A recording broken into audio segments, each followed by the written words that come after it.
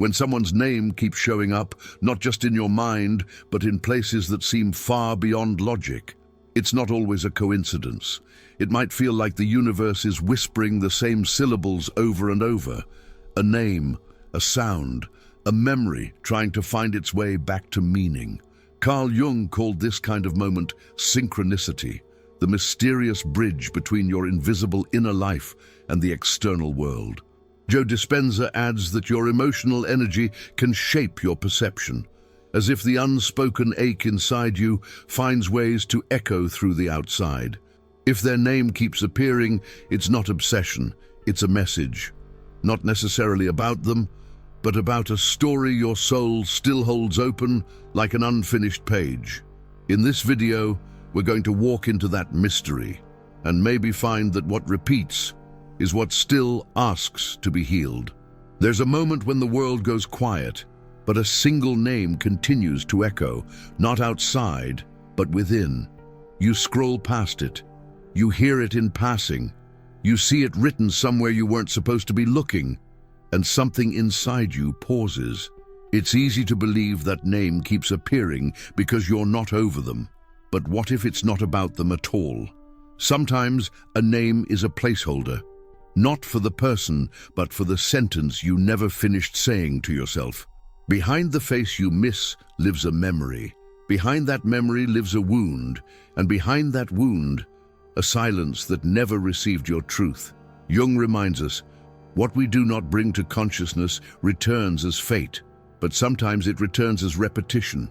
Symbolic, persistent, and strangely precise. That name is not demanding closure with another.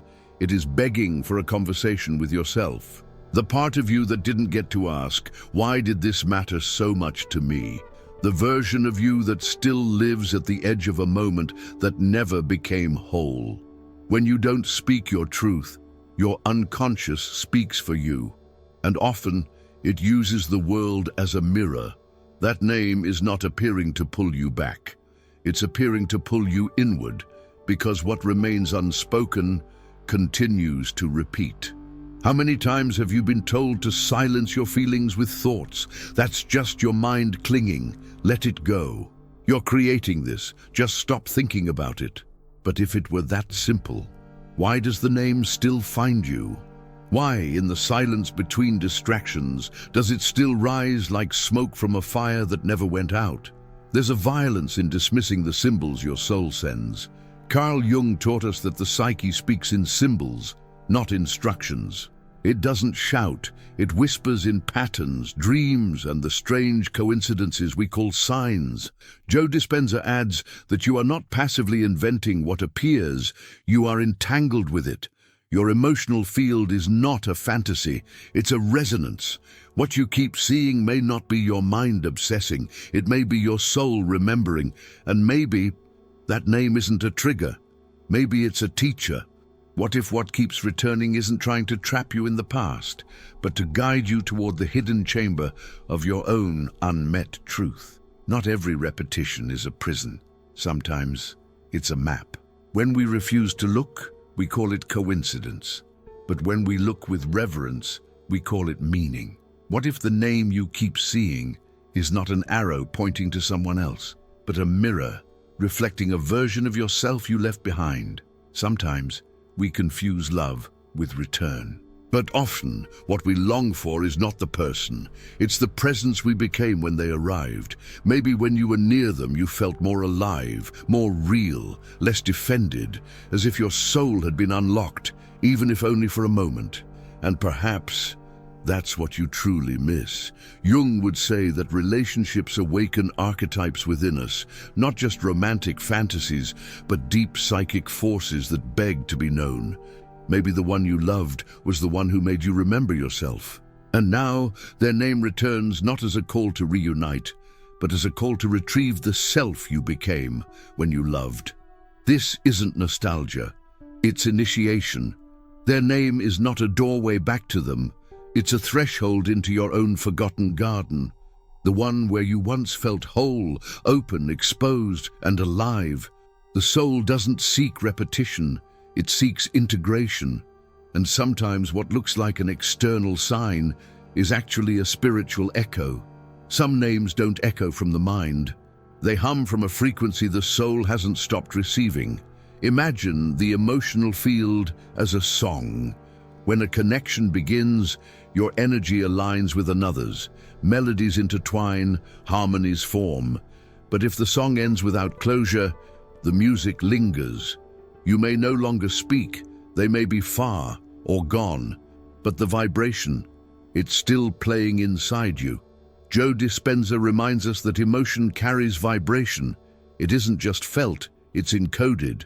And if that emotional imprint isn't metabolized, if the longing, betrayal, or hope remains suspended, the field stays open. So when their name reappears, it's not always memory. Sometimes it's resonance, an echo of a frequency you never fully lived through. That name becomes a refrain, a psychic overlap between what was felt and what was left behind. Until the energy completes its cycle, the symbol keeps returning. But this isn't punishment, it's poetry. The psyche doesn't repeat what it wants to forget, it repeats what it longs to understand. And healing doesn't always begin with silence. Sometimes it begins with listening to what keeps speaking through what returns. Some stories don't end. They fade into silence, mid-sentence, mid-breath, mid-becoming. And what remains is a name, a comma, a symbol that keeps reappearing, as if asking you to finish what was never spoken. There are relationships that become languages. And there are people who arrive not to be kept, but to reveal a phrase you didn't know your soul had been waiting to say. But when they leave, suddenly, quietly, or even with final words, something in you stays suspended. You weren't ready, and now their name lingers like a syllable that never touched the ground. Carl Jung reminds us that symbols are how the unconscious speaks, and the unfinished sentence, the recurring word, the name that won't disappear, may be more than grief. It may be an invitation.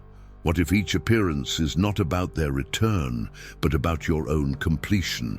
What if the name returns not as longing, but as punctuation? Every time you see it, a whisper. You almost understood something about yourself. Not all love ends with goodbye. Some love ends with a question mark and waits in silence to be answered by who you become. Some presences don't just enter our lives. They awaken something ancient, a longing older than memory, a recognition beyond reason, a story that doesn't belong only to you, but to the collective soul. Carl Jung asked not, who did you love, but who did they become in your psyche? The beloved, the betrayer, the healer, the one who abandoned? Perhaps what still lives in you is not their personality, but the archetype they wore like a cloak. And every time their name reappears, it's not just the person you see, it's the myth they ignited in you. You weren't just in love with them. You were in love with what they mirrored. The part of you that wanted to be chosen, seen, devoured, saved. The wound that waited for someone to give it shape. Joe Dispenza might call this an emotional memory stored in your electromagnetic field, but Jung would call it a projection of your own sacred image. And now, when their name returns, it may not be asking you to return to them. It may be asking you to face the figure behind the face, the story behind the story. Because once the archetype is seen, the spell begins to break. You begin to love less like a wound and more like a witness. And only then can the symbol release its grip, not because it disappeared, but because it finally revealed the truth it came to carry. Did you enjoy the content and it made a difference for you? Click on Super Thanks and support our work. We've been taught to fear the unfinished. We crave final chapters, proper goodbyes, the reassurance of closure, as if a clean ending could clean the ache. But the soul doesn't write in straight lines. It writes in spirals, symbols, silences. Carl Jung knew some experiences aren't meant to be resolved. They're meant to be carried, not as burdens, but as mysteries. Perhaps the reason their name still echoes is because this story was never meant to resolve like a novel. Maybe it was never about reaching the end, but about walking the path the story opened inside you. Some loves are not conclusions, they are initiations. They don't come to complete you, they come to undo you, so you can meet the part of you that has always been incomplete. The myth isn't that they were meant to stay. The myth is that you needed an ending to move forward. But the sacred doesn't always explain itself. Sometimes it leaves you in the middle, and that is the transformation. And so their name becomes part of your personal myth, not a chapter waiting to be closed, but a symbol waiting to be understood. There are names that remain lodged in the soul like splinters, not because we want to remember, but because we never got to understand. Sometimes closure isn't found in forgetting, it's found in giving form to what was left formless. There is a quiet ritual for those who carry echoes, not to erase, not to end, but to honor. Light a candle, not to illuminate the past, but to witness it. Write their name, slowly, deliberately. Let each letter become a thread in the story your soul was never allowed to tell. And then, speak, not to the person, but to the energy their presence awakened in you. Ask, what were you trying to teach me? What part of me did you reflect? What door in me did you open, even if just for a moment? Let the answers come, not in words but in feelings, fragments, silence. Fold the page, as if folding a memory with tenderness. Let it sleep beneath your pillow, one night, like a dream waiting to be dreamt one last time. And when dawn comes, offer it to the fire, not to forget, but to release. Every name is a symbol. Every symbol holds a key. And when its meaning is finally received, the repetition no longer needs to return. Seeing their name is not proof that you're stuck. It's proof that your soul still seeks meaning. Carl Jung once said that even symptoms, the obsessions, the repetitions, the dreams, are the psyche's attempts at healing. Not noise, not weakness, but messages. And Joe Dispenza reminds us, what appears outside is shaped by what remains unresolved inside. Your perception is not random, it's relational. The story isn't over until the message is revealed. Their name was never just about them. It was a portal. You can keep running after it, or you can walk through it, into yourself.